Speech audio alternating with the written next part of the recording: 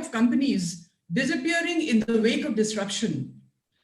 It is at the momentous time we find ourselves at crossroad, and it is an opportunity for the great leaders to come in the front and show the determination to cross the Rubicon. It is a test of strength, potential, foresight, and the character of the leader. With these few words, I now request our chapter chairperson, Mr. Mukesh Jain, to welcome Mr. Siddiqui and the guests. Over to you, Mr. Jain.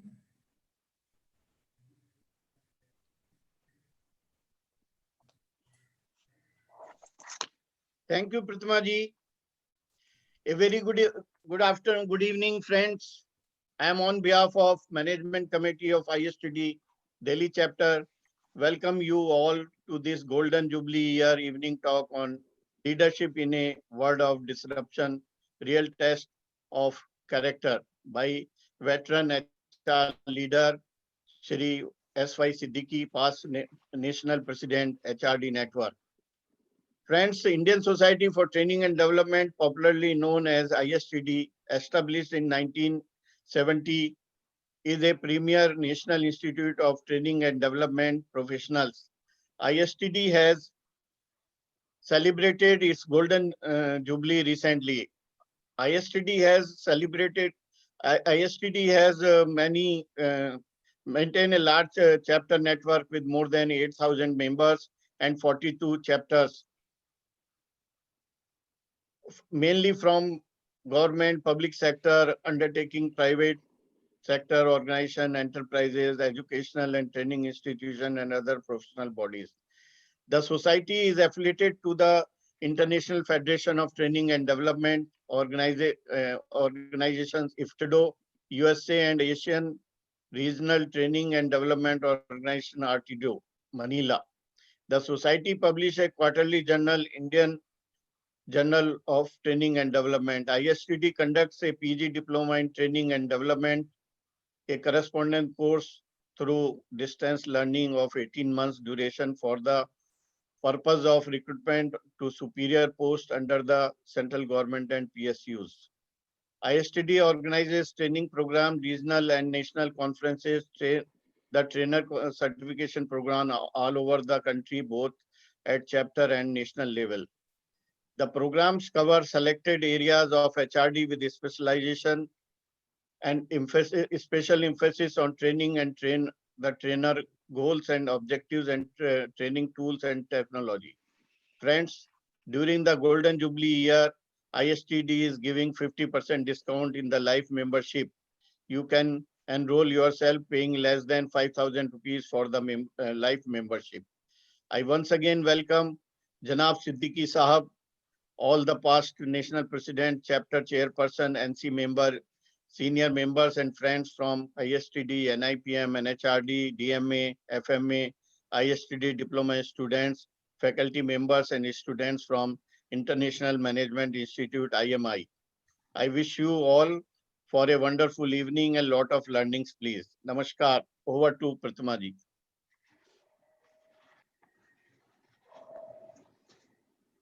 Thank you very much, Mr. Jain.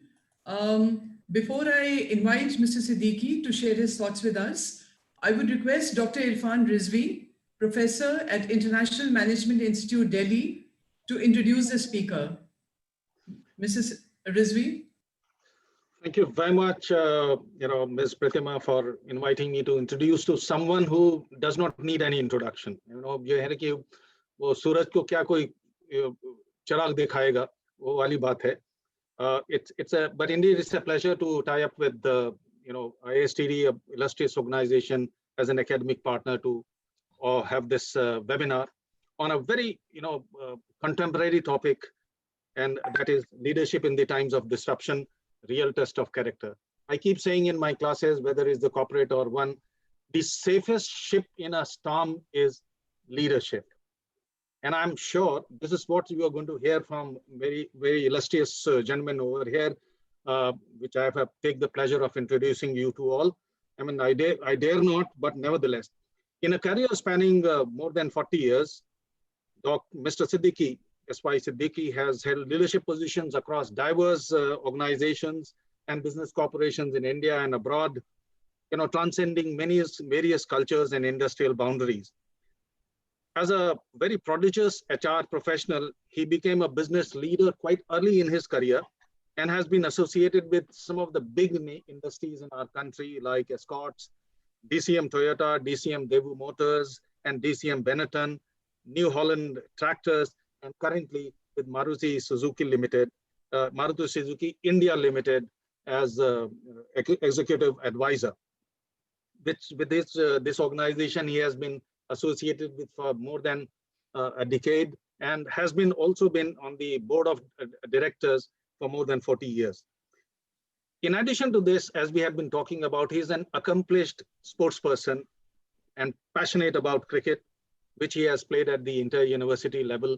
One would have loved to hear more about his playing days, but I think we have to beg for some other time. Ladies and gentlemen, I do not want to take time of coming between you and Mr. Siddiqui, because he has a busy schedule. He has to go for a CRGI event also. So therefore, without much ado, let's launch ourselves into listening to Mr. Siddiqui on the topic, leadership in the times of disruption, real test of character. Over to Pratima ji or Siddiqui Saab, whatever you deem fit. Thank you very much. Mr. Siddiqui. And Mr. Siddiqui, we'll have about 10 to 15 minutes as Q&A in the end. So you can adjust your time. Thank you very much. Thank you, Pratima ji. Thank you, Mukesh ji. Thank you, Riddhi Saab. And great privilege to be here with all great friends all across. Very, very good this thing that we could connect this evening. And perhaps when I'll be sharing this entire experience of what we have gone through in the last 8-9 months, it will be the real-time perspective, what we did at Maruti and what I saw around in corporates, whatever we could contribute there. And I think many people, GP, boss, myself, Dwarka, Rajiv, wherever we could share during that very tough phase, our experience to help corporates and help co-professionals. It has been a pleasure, really. And I was very, very happy when Mukesh ji really showed this kind of window, ISTD, and that too also the Golden Jubilee year for the Delhi chapter. It was really, really a pleasure for me to accept this invite. Very, very big thanks to Mukesh ji. When I'm looking at this entire perspective, I think for our quick reference, I'll just talk about a little bit of the context of the last 8-9 months, just for our refreshing memory of what has happened in industry. It all started with a shock, big turbulence, followed by an element of fear and anxiety, which we call the real fear bug in people, in corporate and leadership structures, in normal employee audiences, population, in other stakeholders, everywhere. This fear bug was very clearly visible. But perhaps the biggest challenge which we faced at that point of time is our 40,000 employee population, where perhaps they had this expectation that the top leadership will stand up and deliver at this point of crisis or unprecedented kind of a people crisis, rather, let me clarify. So when we looked at this entire thing initially, I think the initial perception was a big hit, maybe a big kind of turbulence for the economy and for the industry, for trade and business. But I think little later we realized that I think the biggest challenge was actually this people crisis. And therefore, when we were looking at this period of uncertainty, at that point of time, our only focus was that how do we communicate and get in touch with our employee population, such a large employee population in our case as an auto manufacturer, 40,000 people, regular, contractual, different kinds of people, junior, senior, middle, everywhere. Perhaps this need was that how do we communicate with them in this period of very, very big turbulence. To a great extent, perhaps when we are looking at the next phase, which followed, was the middle of May, perhaps when we started looking at little perspective of reboot and recovery. Although things are not very clear how exactly we are going to face that situation. And at that point of time, maybe work from home, which I think for the old economy industries, especially company like Maruti, has been a big challenge. We never ever believed in that potential, but perhaps that became the escape route, maybe by default. And then we could see the real potential of getting going in this reboot recovery phase. I think the most powerful tailwind which we experienced was the digital potential, which perhaps to a great extent before COVID was being seen as a good potential for future, but rarely people have really experimented exploiting that full potential. But again, by default, the biggest kind of most powerful shift which we saw was the digitization perspective, which also in any case, I'll be discussing as I go along. One more perspective, which was rather unfortunate, the distress of migrant workers going through this very, very tough phase and trying to reach back to their villages, to their hometowns was unfortunate. And therefore, when the reboot kicked in somewhere around middle May, third week of May, then their availability became a very big challenge for the industry. And to a great extent, even for various kind of political governments, the realization that perhaps this case could have been handled much better. But to a great extent, in case of Maruti, I think mostly roughly 80 to 85% of our people stayed back. And perhaps that was the time for a kind of a leadership perspective, maybe more compassionate during that lockdown phase, that we decided to take care of their existence uh, without any consideration of looking at costs or those kinds of, kind of conservative kind of management practices. And that we never realized that that is going to pay us in a very short term with great kind of loyalty, commitment, and stretch efforts. Maybe when I talk of July, August, September kind of a phase. To a great extent, we also looked at certain reactive decisions on people strategy, maybe salary cuts and even job losses in certain business sectors.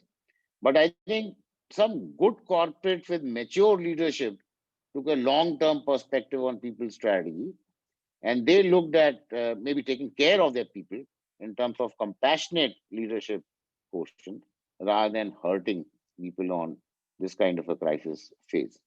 Maruti, in our context, in any case, we never ever look at this kind of negative people decisions because our beginning was more from the public sector entity, and to a great extent, we have retained that kind of a culture, gaining from the Japanese school of thought, our parent company, as well as that earlier kind of cultural heritage.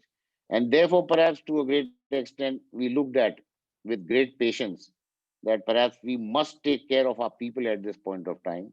Because I think most companies later realized that the reboot and recovery phase depended to a lot extent this big priority being accorded to the employee health and safety perspective, because that fear bug of families, employees was a great challenge to really bring them back to the workplace. But in terms of the kind of leadership ethos I am mentioning, I think that became an element of pride for people to come back to work at Maruti and work. To a great extent, perhaps when I look at leadership, the topic for this evening, I think leadership in every corporate, in every institutional framework, perhaps including the kind of political entities which we are looking at, government also, face tremendous pressure, maybe in terms of loss of economic activity, trade and business, looking at this huge, maybe kind of hit, and maybe unemployment and downsizing. At the same time, people, when we look at Maruti, the employees, I'm sure with many other companies, their expectations from the leadership and also clarity on future direction. When we are looking at maybe this last 8, 9 months, therefore, I use this topic. It was a real test of leadership character in a world of disruption, real time. And many companies, the leadership has come out in maybe winning colors. Many companies, the leadership has gone down in facing this adversity. Maybe a huge learning, therefore, going forward is that handling adversity will be an important leadership trait going forward. And therefore, I think when we have gone through this experience to a great extent, leadership of tomorrow is being created part of this experience itself. What then perhaps could be the leadership credo for the new world when we talk of this kind of disruption, real test of character? Many a times I'm looking at corporate sessions where people are talking of some very dramatic change. They are talking of that entire leadership character will change, perhaps. They are talking of corporate will change, business strategies and framework will change. Landscape of future jobs will change. But I think somewhere there is a little caution from my side. Not that everything is going to go for a dramatic change. Part of this disruption, part of this pandemic experience last 8-9 months, certain elements, part of the corporate life, will undergo a reasonably big change. But there will be a principle of coexistence that part of the business framework, business continuity, will continue to exist. So I don't think there'll be any alarm for a kind of anxiety or fear of this huge disruption or change happening and we are not prepared. I think that is not the fact. Perhaps to a great extent, I'll be looking at a balanced perspective, what has actually happened in case of Maruti. That to a great extent will be my assumption, will be happening. And it will be varying from business sector from one to another. When we look at the leadership credo for the new world, in my thinking and in my understanding, leadership in any case, in the last 30, 40 years, what I have seen, is primarily revolving around three perspectives, if people can correctly understand those three perspectives. In my thinking, leadership is a state of mind. It is not designation or level based. That's a very big misnomer with which we refer to leadership. My thinking, when I joined as Scots, and I was just 1 year old, perhaps the thinking was that I would like to have this state of mind as my own. So leadership is a state of mind. It's a conscious choice. It's a very conscious choice in my thinking and not designation or level driven. Second, it's a journey of continuous learning, continuous evaluation, maybe evolving from time to time, changing from time to time. And therefore, we should be prepared for that kind of flexibility and adaptability. When we are looking at the third perspective, which is the toughest in my thinking, that leadership is a very tough challenge when we look at the span of a career for somebody. And it can test one's real capability, character, and credibility in the environment. Somebody calling himself by level designation a CEO doesn't become a leader acceptable to the followers, acceptable to the internal or the external stakeholders, because that credibility is not in the hand of the leader. That credibility is actually coming from the environment, the ecosystem around us. And somewhere during my career, when I look back, I think in the initial part, handling some very tough local situations, Noida, Greater Noida area, or when I look at July 2012, handling the Manesar incident of violence, very unfortunate, very tough, very shocking at that point of time. At that point of time, I remember that the entire top management, including directors and chairman, they were just behind me. And at that point of time, I was supposed to take the shot. What exactly is to be done to handle this adversity, bring the company back to normal? At that point of time, you realize that at that point of time, leadership choice sometimes becomes very tough and very challenging. Real test of your character. And maybe millions of people will be there to test you out, really. And in that perspective, maybe when I look at this pandemic experience, it was another very stern test of how you handle adversity as a leadership team. And believe me, in our case, at Maruti, at least 10, 11 of us at the top, including Mr. R.C. Bhargava, our chairman, very experienced, great vision, great kind of capability to guide through tough situations. We were all learning by the day. Every day, kind of distributed leadership pattern. Whoever can make a kind of a suggestion for way forward, we were very eagerly deliberating that and moving step by step every day. There was no reference library. There was no experience pool with which we could have handled this situation because we had no clue as to what was happening. And just to give you one simple example, Reboot Recovery in the month of May, we could make and sell 15,000 cars. April, we sold nothing because we made nothing. June, we did 54,000. July, we came to 70,000. September, we came to 100,000. October, we came to 150,000. And that's the way life has been. Living by the day, learning by the day, evolving by the day. But still, what we did at that point of time, very strong communication with our population, including our shop floor associates, cascading down, down, down, down, down. And we kept on conveying, we will be handling this situation together in a cohesive manner. And whatever may come, company will stand behind you very strongly, creating an assurance, creating a positive assurance to just neutralize this fear bug, this anxiety, this big shock, turbulence for people and for our families. You'll be surprised that at the top leadership level, sometimes once in a month, once in 45 days, we connected with 50, 60 families of our people so that they wanted to hear that what the top leadership of Maruti is going to tell us, what is going to be the future. That kind of actual real-time experience. And then when I look back now 8-9 months and I look at future, perhaps when we are talking of this real test of leadership character in a world of disruption, I think to a great extent, this will revolve around the three quotients of leadership: the vision quotient, the business quotient, and the emotional quotient. Actually, in our observation in the last so many years, we see mostly leaders very dominant with the business quotient, very low vision quotient, and literally absent emotional quotient. And wherever it is there, it is default, generally speaking. That's the kind of indication which we get from HR research also.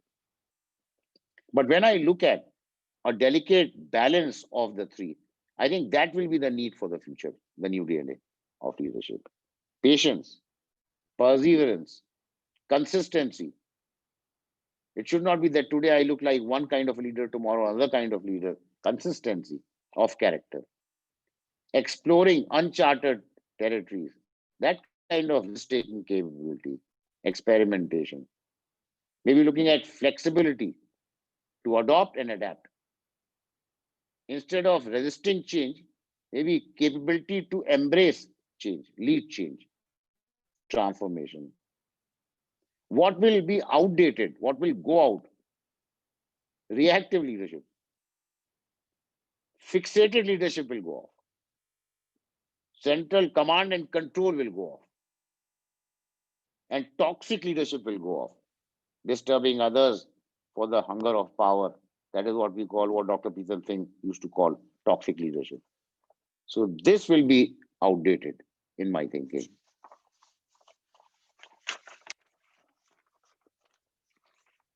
When we are looking at the three quotients, and when I say emotional quotient is literally, not there in our leaders, then we are looking at simplicity. We are looking at modesty. We are looking at assimilating leadership, which is basically a Japanese school of thought. Our learning is from Japan with respect to simplicity, modesty, and assimilating leadership, bringing people together. Builder and groomer of people is what I have been doing last 6 years in Maruti as a chief mentor kind of a role at all levels. While we are looking at training the top management, future top management guys, we are also looking at training our union leaders also across levels, across functions, is what precisely has been my kind of key role in the last 5-6 years. While leading other strategic initiatives, definitely part of the board and everything is fine.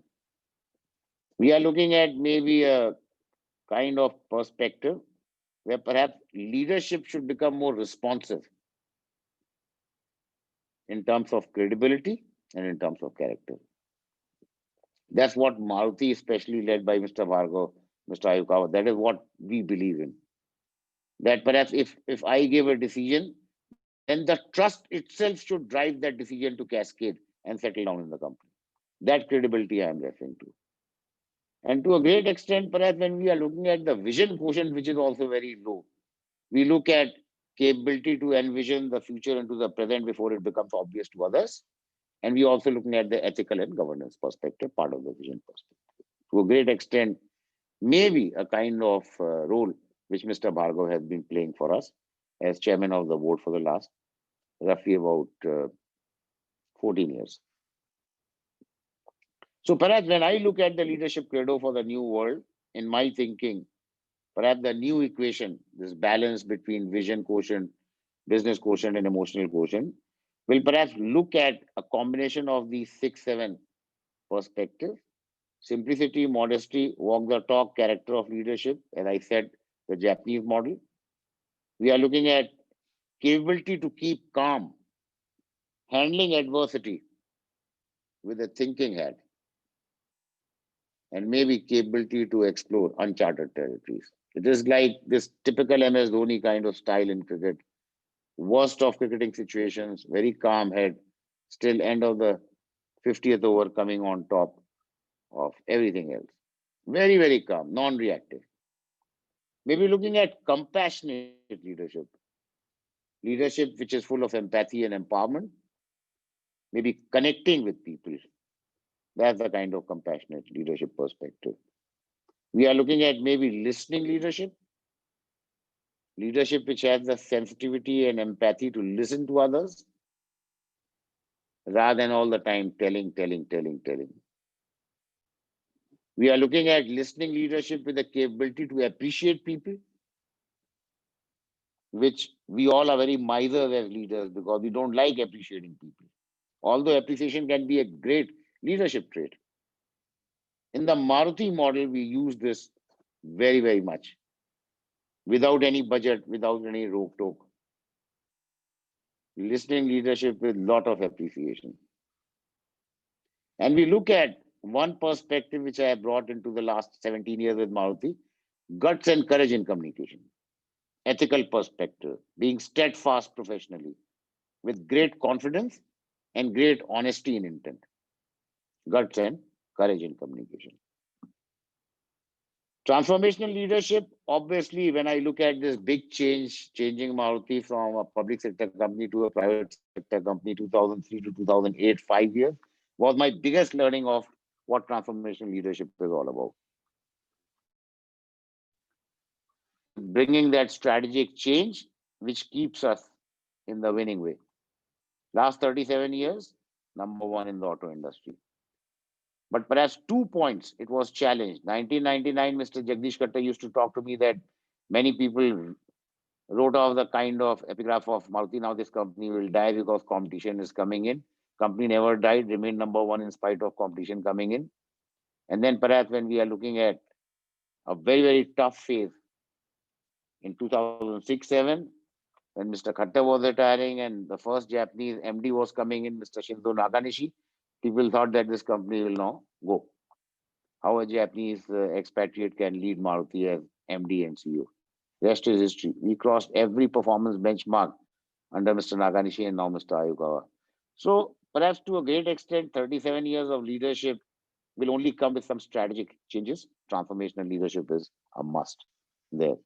Last but not the least, I think ethical perspective, integrity, and governance will continue to be a very strong threshold for leadership in the new world. Maybe when we are looking at some such perspectives of disruption, digitization, very high tech introduction, we are looking at maybe a kind of artificial intelligence impact on working processes, manpower planning, and everywhere. We are looking at big inputs of bots and machine learning, robotics, including Maruti. But we are looking at a customized approach to high tech with very high focus on high touch also.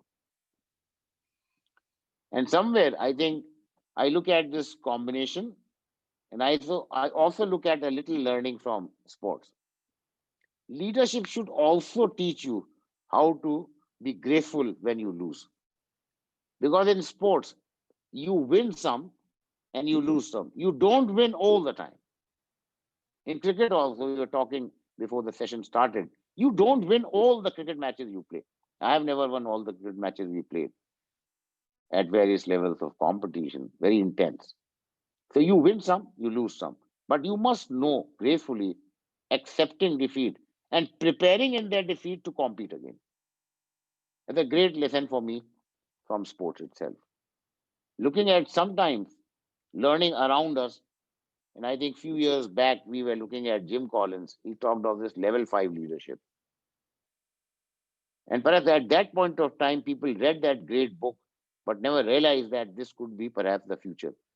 But maybe in Maruti, Govindrajan, Jim Collins, some such people have created a kind of a cultural lineage for us to really move, working way ahead for 2030 now, rather than reacting at that point of time. So preparing for the future before it becomes obvious for others. In that perspective, when I talk of this Jim Collins concept, level 5 leadership, we worked on perspective with Dr. Pritam Singh and Dr. Bhandarkar maybe in 2007, 2008. And perhaps we started looking at some such learning. Focus is what level 5 leadership. Focus is from individual leaders to building future leaders. Focus is from individual leaders to building institutions. And somewhere, perhaps in Maruti, one great story which I would like to share with you.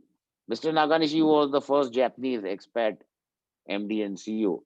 In 2008-9, somewhere I think in Manesar, we went for a big tree plantation exercise because of this dust and to increase the greenery footprint and things of that sort. So we reached, both of us, a little early at Manesar, and I was just talking to our plant people what kind of trees we are going to put in, 25,000 trees or 30,000 trees, and they were giving a lot of horticulture names, and they also said mango trees. So while we were having tea, I was just joking with Nakanishi-san. I asked that how many years this tree will come to the fruit level. The civil plant people said for about 7 years. Nakanishi was 63 at that point of time.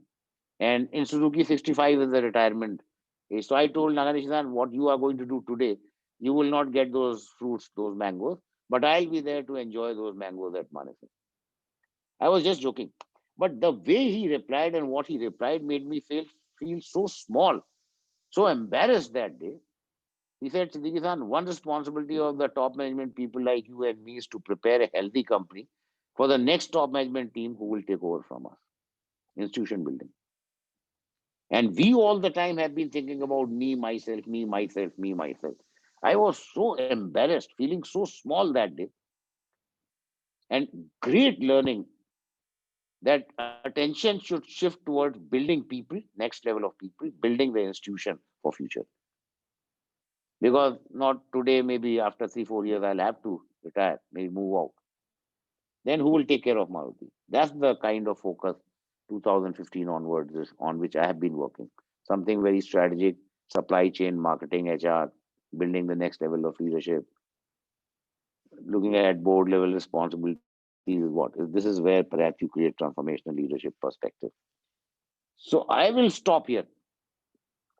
But before I hand it back to you for your Q&A and this thing, one big learning which I am sharing with you, and which perhaps to a great extent is oriented to Japan also, but also perhaps taught by Mr.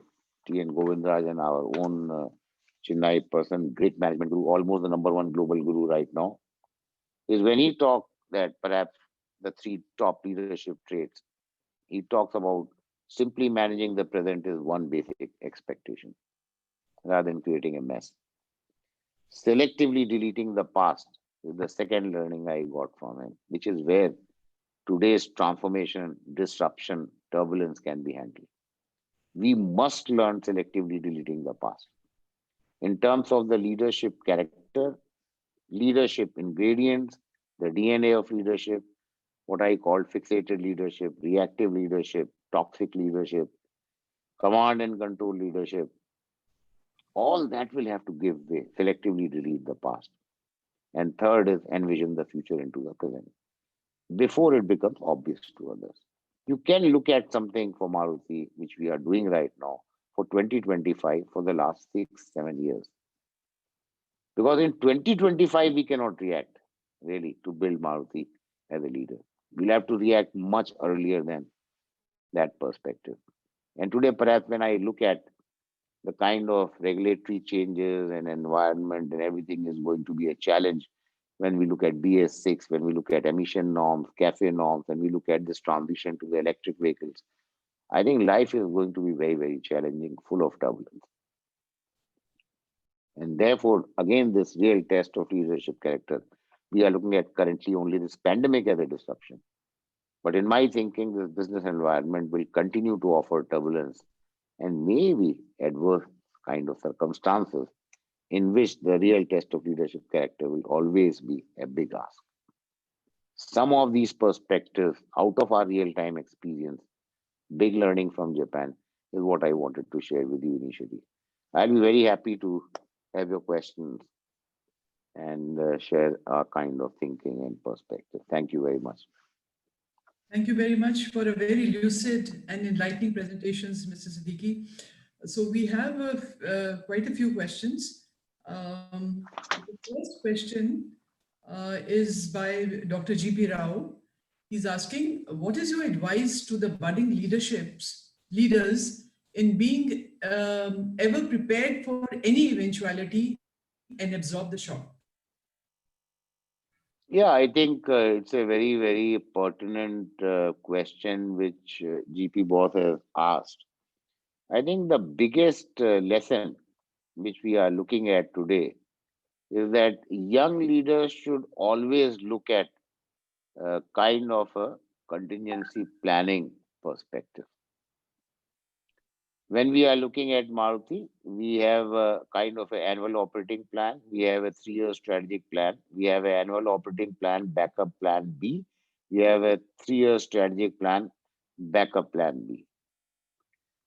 Second perspective, perhaps from our kind of learning, is that in terms of patience and perseverance, there can be big success for you to look at in life. Maybe rash speed and overconfidence need to be avoided. Third and last perspective, even a good company can meet a shocker. Even a good situation, healthy situation, can turn into a monstrous turbulence. What we realized third week of March, the entire globe has upside down changed because of this one corona pandemic. But believe me, when it was happening in China, did we ever believe it will come and hit us like this? That one perspective, especially for the younger leaders, these three things I think will be very, very helpful.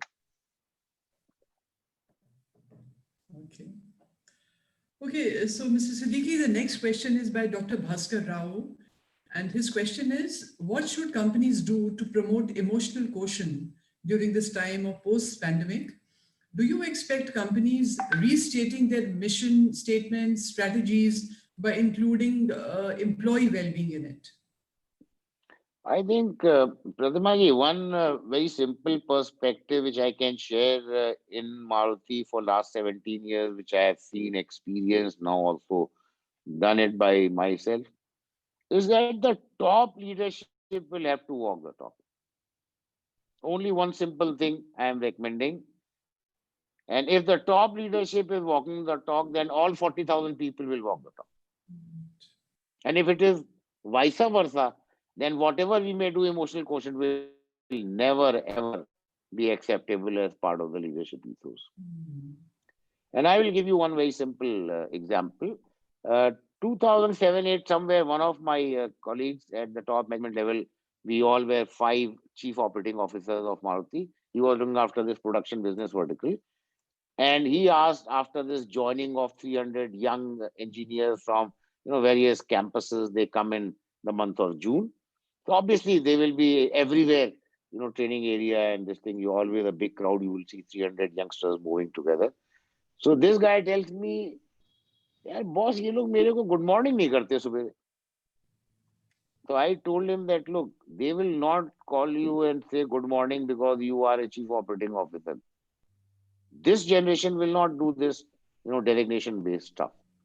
If you are able to connect with them, if you are able to impact them in some way, add value to their kind of initial careers, then they will perhaps respect you and say good morning to you. So to a great extent, the culture will drive emotional quotient. The top leadership will have to do walk the talk.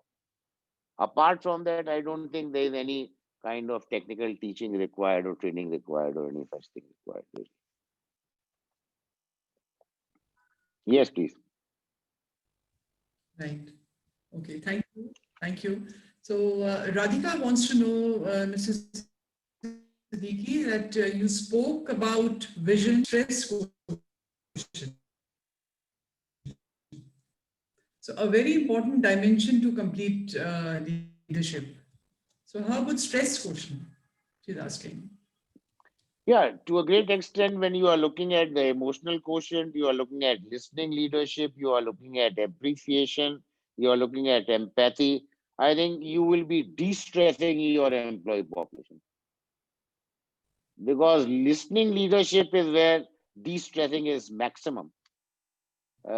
Command and control, telling leadership, toxic leadership is where stress is maximum. So when you listen to your people, when you bring in empathy and empowerment, you are actually releasing the stress of your people. Right. And to a great extent, I think big learning from Japan is their leaders speak very less.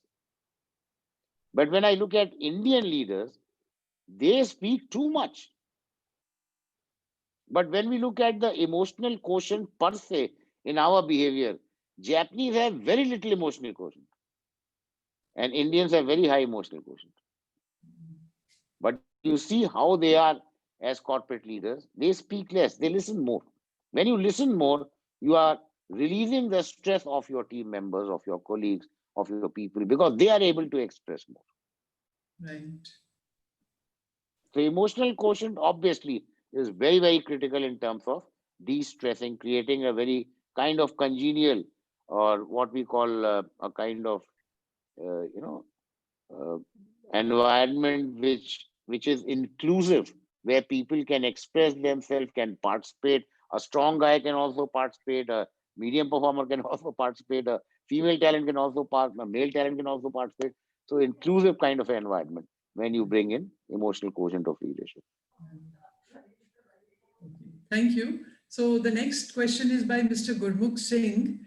He wants to know how important is resilience to meet disruption and what change will happen in post-COVID era? Yeah, I think that's a very good question because many a time we have seen in corporates, in our experience, there are people who are very competent, very capable as leaders, but the moment there is a crisis, there is a turbulence, they are reactive, and they completely lose their calm. They completely get into a kind of a agitated mode or get into a kind of a threatening mode. Maybe they would get into a withdrawal mode. If we have seen real time. And somewhere when I talked of resilience, therefore, is basically a thinking in Japan is that when there is a big storm coming your way, then close your eyes for a moment and bow down so that things don't go into your eyes and you don't get hurt. And when it passes, and with this resilience, with this little step, you are able to see clearly post the storm what exactly next countermeasure you are supposed to do. So resilience, perhaps when we are talking of, is the capability to absorb pressure and still keep your calm. Then you will be able to see much better as to what is happening and what could be a countermeasure. And in that sense, this kind of resilience is built based on experiencing adversity. And therefore, we say in HR, somebody who has not looked after IR cannot be a good HR leader. In marketing, somebody who has not gone selling door to door, he cannot be a good sales and marketing leader. And therefore, the toughest experience will bring this capability of you being resilient, which is in future, in my thinking, in the future turbulence, this disruption will be a very big kind of need for leaders to have this capability of being maybe patient, perseverance, and resilient. Right. That's interesting. So the next question is by Mr. Yashwant Chauhan. In fact, I'm going to, club two questions together. One is by Mr. Yashwant Chauhan, and the second one is by Mr. Sunil Abral, Dr. Sunil Abral. And All right, right. yeah. So Yashwant Chauhan wants to know, what can leaders do to create high performance teams in a virtual workplace of future? And Dr. Sunil Abral is asking, what were your challenges with the change of chairman during your 2 decades at Maruti? If leaders had to create high performance, they should stay away from the people. That's the best solution I'm suggesting. If you stay away, don't over them, don't breathe down them, their performance will go up in any case. Mhm. On the serious note, perhaps when we are looking at creating high performance, I think we have to create a high performing work environment first. Work environment which is conducive, transparent, open, with great flow of two-way communication, Yeah. with hand-holding, mentoring, builder and groomer of people. And you look at this G example of, to a great extent, this old man was really the chairman, was always emphasizing that 25% of your time must go in grooming your younger talent. That's how you create high performance. And perhaps to a great extent, when we look at Maruti, and when our youngsters join every June, July, 300-400 people, and we spend a lot of time with them, actually we are grooming them so that they create high performance for Maruti, young, high energy, third eye perspective, very strong kind of determination, ideal kind of mindset. They want to do something really big in life. And somewhere perhaps they create high performance. That's where leadership can play a big role. What Dr. Abrol was asking, maybe when I look at that initial phase of CMD being a kind of a CEO role being played by Mr. Khattar all along the Indian management, earlier Mr. Bhargav, and then it was going over to Japanese expatriate last maybe 12 years now. And I think in both phases, a leader should be successful. When I look at myself or maybe whoever as a counterpart in HR or in finance or in marketing, it should not be the case that I was very successful with Mr. Khattar, but the moment it changed to a Japanese expatriate, I became a failure. It should not happen that. Now, when I look at this big change, I think the leadership credo remains the same for Maruti, fortunately. That consistency remains the same. Because earlier also there was a very big learning and impact from our head office parent company, Suzuki Japan, and later it continued in the same vein. But yes, leadership styles change. When I look at the Indian leadership style, there was a little impatience there. When I look at ambition, little bigger ambition there, maybe risk taking was much higher. When I look at the Japanese leadership style, I think risk appetite is little lower. There is little less ambition, and then there is little uh, bigger patience for things. To a great extent, I think in the first phase, I was an Indian, so there was to a great extent a great, kind of adaptability there. But in the second phase, I think it has been a unique learning to have a little global interface of leadership.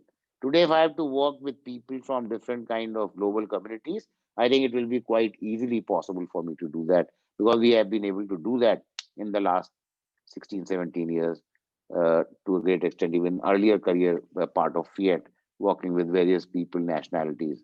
Somewhere, it also brings that leadership resilience in your character with this global kind of exposure when you get this opportunity. By the grace of God, I got that opportunity. Right. Okay. So I think it's 6:27. So one or two more questions can we take? Yes, please. Yes, please. Okay. So Neha Shukla wants to know, it's a very practical question she's asking. So she's saying that what if in crisis, leaders, they overload you with work, and when, the employees are very few working, is that leadership admirable? No, not really. Honestly, I think our biggest learning in terms of the Japanese school of thought is that perhaps to a great extent at that point of time, the leader will play a concurrent role as a team member also. And somewhere bringing in a kind of equity in terms of load, in terms of share of work, in terms of part of crisis, in terms of exposure to adversity. And somewhere, perhaps, when we look at this example from sports also, I think it should not be that the captain should tell the balanced 10 people that you people should score and you people should bowl and you people should take wicket and I will just enjoy and stand and take all the credit. It doesn't work actually. In industry, in corporates also, somewhere this kind of leadership will come more in the toxic leadership perspective, loading a few people and loading unnecessarily and creating a big stress for your working team. I think somewhere there is a big learning globally that perhaps, and specifically I am referring to the Japanese school of thought, is there perhaps we should bring in more equal opportunities for people in terms of sharing this kind of crisis or adversity, equal opportunity in terms of development, equal opportunity in terms of growth. I think that has worked much better rather than the American style of management of pressure, loading, stress, and downsizing and this and that and all that kind of stuff. Normally, I will not really recommend that kind of leadership style.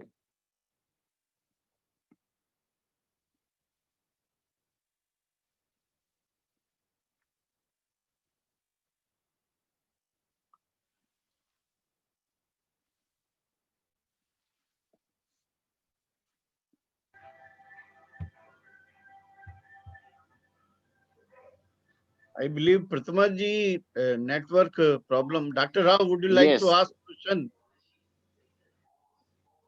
Yeah. Silky bhai, one more question can you take? Can you take one more question, yes, Saklan? yes, Yeah, please. it is Please. from Dr. Johari Lal. He says Maruti Right. employees being very committed. Why the age of retirement is 58 years? Secondly, why do not have medical support after retirement? I think it's a bit personal. I don't know. I want to take this. No, I'll still answer. Okay. One is that perhaps to a great extent we have this long, history when we started as a public sector company, and to a great extent the kind of 58 age has been kept for below kind of vice president and below level.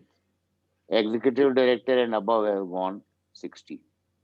But at the same time, Maruti has a very strong principle of selecting people post superannuation of 58 years and ask them to continue with the company.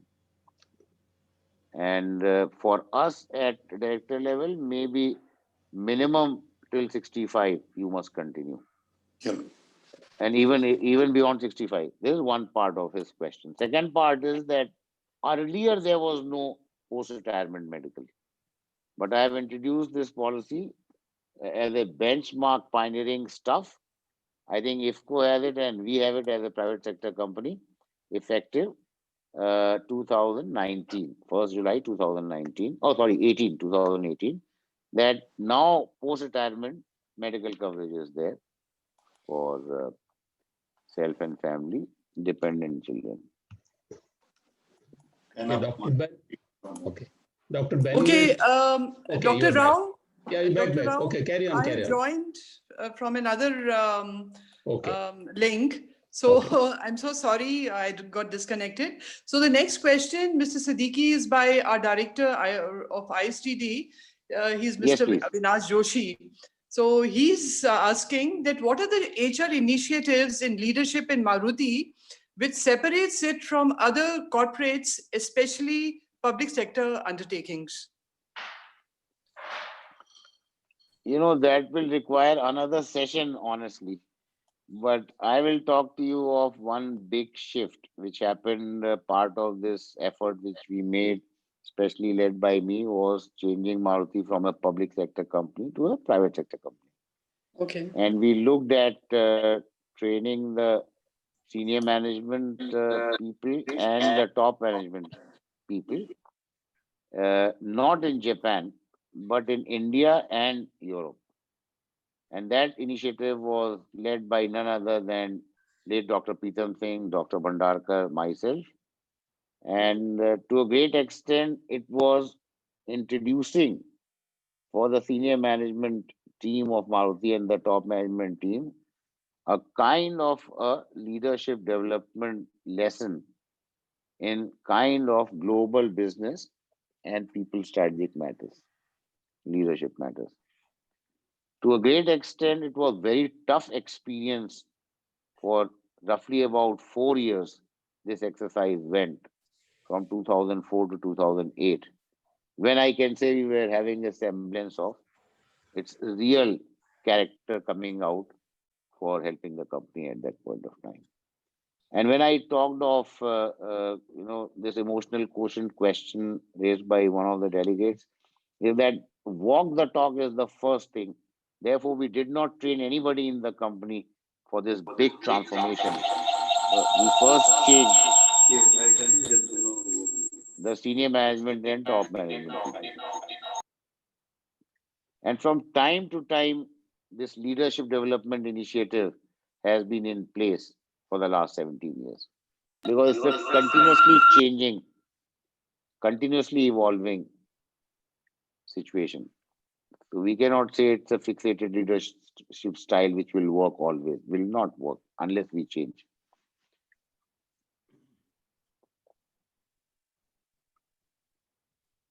Back to you, Pratima ji. See, there are, once again. So there are a few more questions, but I would like to ask you, about your times and all. You have to go for another meeting. So Yeah, I have to request now to be relieved because I have to join the CII National HR Conclave at 6:40, which is almost Okay. 5 minutes from now. Okay.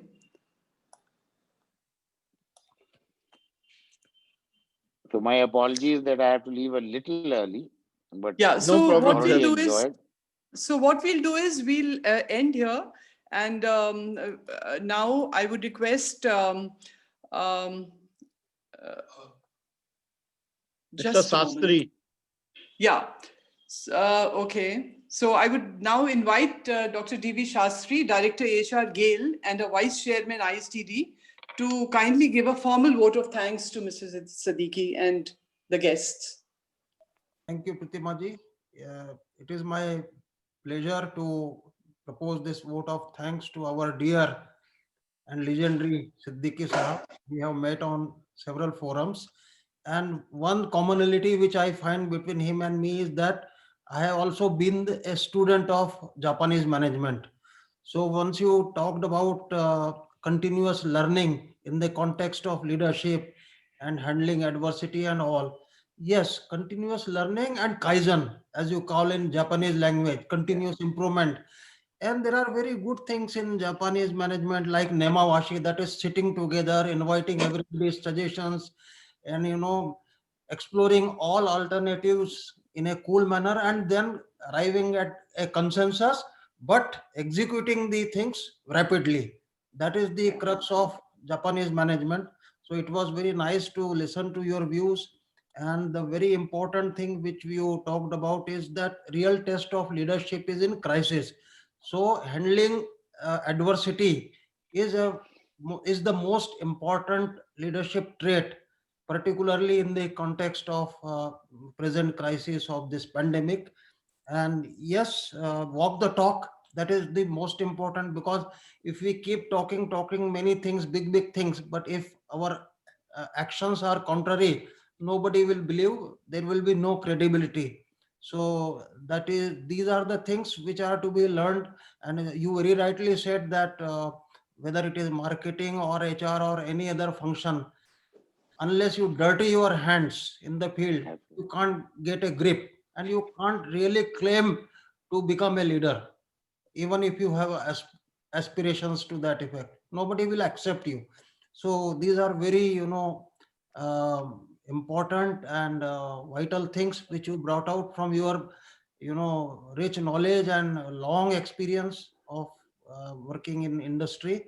So, and it is also our pleasure that we have got great personalities like Dr. Balyan, Dr. Johari Lal, Professor Benwet, Dr. Abral, Dwarkanath ji, Mr. P.K. Gupta from Udaipur, Dr. A.C. Joshi, Mr. Rakesh Seth, and so on. Great people are there to grace this forum. So I, along with the entire managing committee led by Mr. Mukesh Jain, the chairman, and Honorary Secretary Mr. Ajay Sahu, D. Sucharita, a member of our managing committee, Mr. Deepak Jain, and others, would like to express our sincere gratitudes to you, sir, for taking out your valuable time in spite of your busy schedule. So ISTD Delhi chapter is really grateful to you, and we will look forward to similar opportunities in future as well for interacting with you and for enlightening us with your great knowledge and wisdom. Thank you so much. Thank you very much. And thank you all the participants for joining. And thanks to IMI also, sir. Yeah, IMI is our knowledge partner. Dr. Rizvi was there. I met him. I don't know whether he remembers or not, but I was invited to speak at IMI where he was the convener. And उनके हाथों में बागडोर थी रिजवी साहब के, पता नहीं वो शायद भूल गए हूं, मैं नहीं भूला उनको. Thank you IMI, thank you so much. Thank you. Thank you. Mukesh Thank you very much. Mukesh ji, since sir. Saklin bhai has to go to the CII program, Okay.